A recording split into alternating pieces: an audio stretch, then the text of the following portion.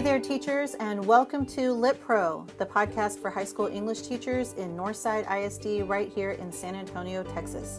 I'm your host, Barbara Bloomingdale, Academic Technology IST for high school ELA. In each episode, we are going to delve into the concepts and skills your students will explore in your courses. We will share lesson ideas and best practices for each unit, and we will talk with teachers from Northside campuses about what works best in their classrooms. Joining us today are Kelly Palmer and Tony Pettis, my colleagues from the high school ELA office. Hi, I'm Kelly Palmer. I'm an instructional coach who works with English teachers in the special education department.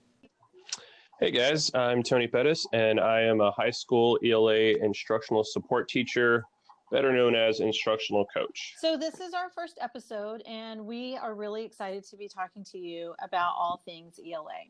The new school year is just around the corner, and I thought this is an ideal time to dive into the first unit in the NISD English 1 curriculum, the procedural or work-related document. This is a short unit that only takes 2 to 3 days, and it's a perfect way to start your year. Now, I know what you're thinking. No one is going to get excited about writing emails the first week of school, but this is a great way to get to know your students and share something about yourself in the process.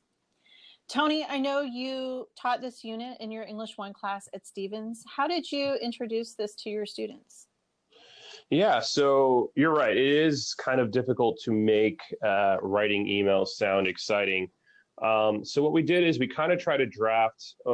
For me, the point wasn't necessarily the email. It was about like voice and tone and having the appropriate word choice for your audience, right? So one of the first things we did is we kind of brainstormed the topics that a student and teacher might have in common to talk about, or a student and a classmate, and then also like a coach and a teammate, or even like a class sponsor, the groups that you have in class. And, we try to show the overlap of all the topics that would come up that you would have to talk about with a student, teammate, teacher, coach kind of relationship. Mm-hmm. Yeah, I think that's really smart because, that communication is going to happen on a pretty regular basis. They're going to have to contact their teacher or maybe even at times an administrator. So it's not just these really formal contexts where students and their teachers have to interact. It's going to be for some more common everyday situations. Kids got the gist of that. A lot of it was kind of grade related, but sometimes even like references to, hey, if you like this, you might want to read this other text, and kids would email about that kind of thing too. So they found it helpful to see all the different reasons you would communicate with a friend from class or the teacher. Mm-hmm. Okay. So I know one of the practices that we continually talk about in ELA pedagogy is modeling. What kind of modeling did you do for your students? Yeah, so I would show them an email that I had sent a coworker, maybe even a friend, and it would show that sort of joking nature. There might be an inside joke in there that I have to explain to the kids. And then I would show them an email that I would send to a boss, a supervisor, like my principal or my academic dean. Yes, I love that when you shared your sample email with your students, an email that you wrote to your academic dean, their reaction was, wow, sir, that's so extra. I can't believe you had to write all of that. It's interesting because text messages tend to be such an informal medium that I think they forget to consider their audience. We've all been guilty of sending an email without doing a tone check or a spell check and kind of regretted what we said or just not giving another look. And I found that my students were doing the same thing. They would kind of shoot an email real quick just to kind of be done with the assignment. Not all my students, but some, maybe about a quarter of them would do that. And so I wish I had done maybe some more modeling of the importance of that, or some think alouds as to, what would happen if I sent this email like this, would that be the best, that kind of thing. One way to teach email etiquette is with a text set. Teachers, we have some student-friendly articles that your classes can use, and we've made sure to cover a range of learners' needs. So you'll find an article that works for SPED learners or for ELs called How to Write a Formal Email, an on-grade level option from Grammarly.com called How to Write a Perfect Professional Email in English, 7 Useful Tips, and some more complex articles from the New York Times Learning Network that are ideal for advanced learners, such as pre-AP students. I'm going to share all of the links to our TextSet articles in the show notes. After reading the articles, students can create a list of the top 5 email etiquette rules or a do's and don'ts guide, and it might even be interesting to have them create guides or lists for different contexts and audience.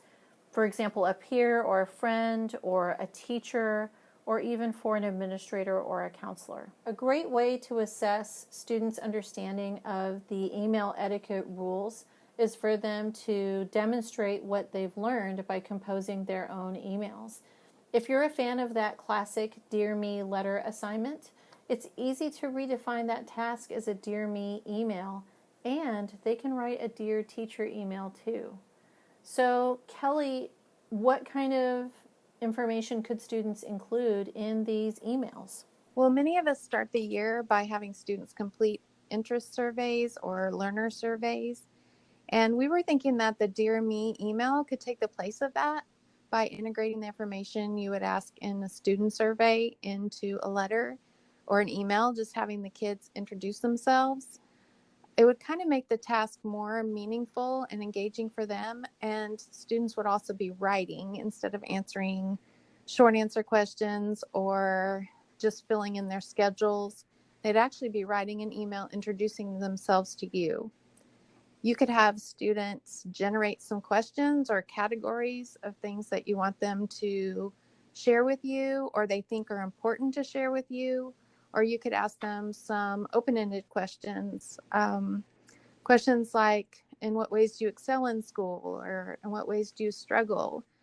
These questions could be helpful for you to know your GT kids or your 504 kids, special ed, or maybe just students who have anxiety about English class. That's it for our first episode.